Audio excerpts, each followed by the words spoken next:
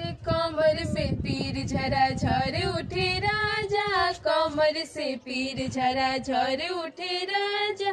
कह तू ताई धनी अम्मा के बोलई थी, कह तू ताया अपने अम्मा के बोलई थी। चुप रह चाप रह बस कर राजा, चुप रह चाप रह बस कर राजा। कमर से पीर झरा झर उठे राजा।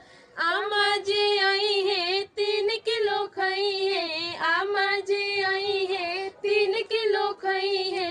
घरे घरे चुगली बती आई है, तू बस करा राजा। घरे घरे चुगली बती आई है, तू बस करा राजा। कमर से पीर झरा झर उठे राजा।